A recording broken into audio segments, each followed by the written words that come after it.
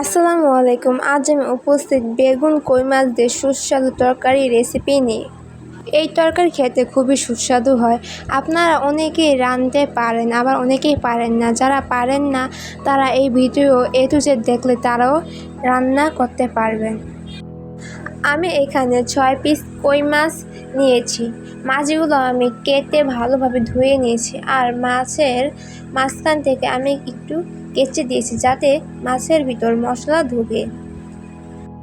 এখন আমি মাছগুলো মশলা দিয়ে মাখিয়ে নেব। এখানে আমি 1 চা চামচ রসুন বাটা, আর আধা চা চামচ হলুদের গুঁড়ো, আধা চা চামচ মরিচের গুঁড়ো, আর স্বাদ মতো লবণ, আর 3 চা চামচ সরিষার তেল দিয়েছি।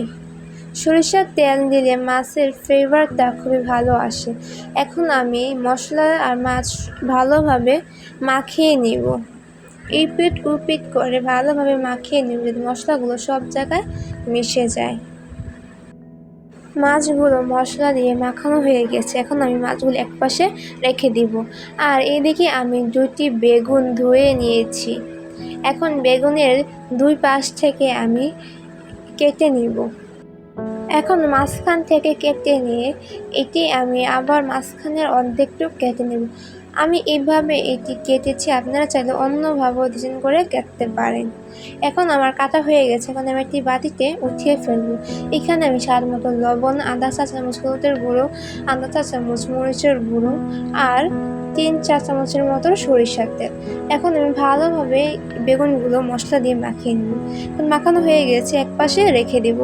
আর এখানে আমি ব্লেন্ডারের ভিতরে কিছু আদা নিয়েছি, আদা কুচি, আর রসুন নিয়েছি, আর 4টি পেঁয়াজ কুচি করে নিয়েছি, আর এখানে 1 চা চামচ জিরা নিয়েছি, আর এখানে আমি প্রায় 7টির মতো মরিচ নিয়েছি, আর ধনে পাতা নিয়েছি, আর একটু সামান্য পরিমাণ পানি দিয়ে আমি এটি 1 মিনিটের মতো ব্লেন্ডার করে নেব। আপনারা চাইলে এটি শিলপাটাও বেটে নিতে পারেন। এখন দেখতে পাচ্ছেন আমার মশলাগুলো হয়ে গেছে। এখন আমি এটি উঠিয়ে এক পাশে রেখে দিব। আর এইদিকে চুলায় একটি কড়াই বসিয়ে আমি সরিষার তেল দিয়ে তেল গরম করে নিয়েছি। এখন আমি তেল গরম হয়ে আসলে যে কই মাছগুলো মশলা দিয়ে মাখিয়ে রেখেছিলাম সেই মাছগুলো দিয়ে ভালোভাবে উপিট ইপিট করে ভেজে নিব। মাছগুলো একেবারে গাঢ় করে ভাজবো না, হালকা করে ভেজে নেব। দেখতেই পাচ্ছেন আমি বাদামি রং করে মাছগুলো ভেজে নিয়েছি। এখন আমি উঠিয়ে ফেলবো। এইভাবে আমি সব মাছগুলো ভেজে নিব।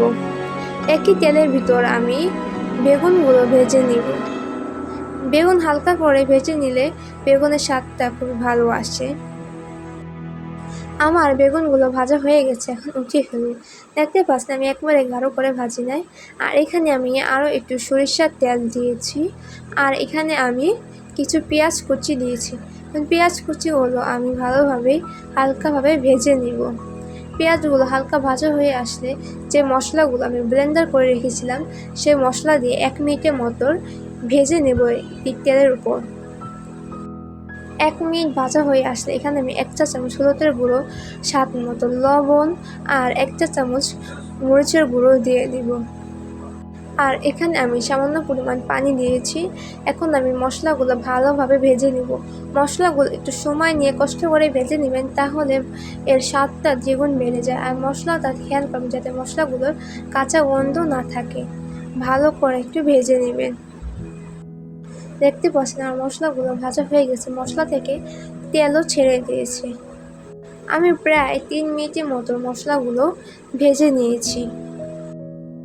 এই পর্যায়ে এসে আমি এখানে প্রায় 3 কাপের মতো পানি দিয়েছি। আপনারা যতটুকু ঝোল লাগবেন ততটুকু পানি দেবেন। আমি এখানে অল্প পরিমাণে ঝোল লাগবে, মানে মিডিয়াম ঝোল লাগবে, সেজন্য আমি এখানে 2 কাপ পানি দিয়েছি। এখন আমি ঢেকে একটি বলক উঠিয়ে নিব। পানি বলক উঠে গিয়েছে, এখন ঢাকনাটা আমি সরিয়ে ফেলবো।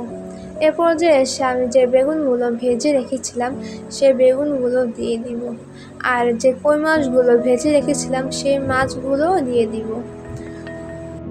মাছগুলো দেওয়া হয়ে গেছে। এখন আমি হাই টু মিডিয়াম আছে এটি প্রায় 2 মিনিটের মতো রান্না করে নিব। 2 মিনিট পর এখানে আমি ধনিয়া পাতা দিয়ে দিব। ধনিয়া পাতা দেখতে পেলে খুব ভালো আসে। এখন ঢাকনাটা ঢেকে আমি আরও প্রায় 4 মিনিটের মতো রান্না করে নেব। 4 মিনিট পর দেখতে পাচ্ছেন পানি অনেকটা শুকিয়ে গিয়েছে আর আমার রান্নাও প্রায় হয়ে গেছে। এখন আমি এটি নামিয়ে ফেলবো। একটু আমার রান্না হয়ে গিয়েছে, দেখতে পাচ্ছেন এটি দেখতে যতটা লোভনীয় হয়েছে তার থেকেও দ্বিগুণ এটি খেতে সুস্বাদু হয়েছে।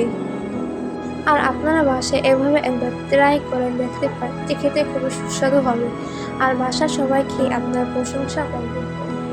আর ভিডিও যদি ভালো লেগে থাকে তাহলে মন থেকে খুশি হয়ে কমেন্ট, লাইক অ্যান্ড সাবস্ক্রাইব করতে ভুলবেন না।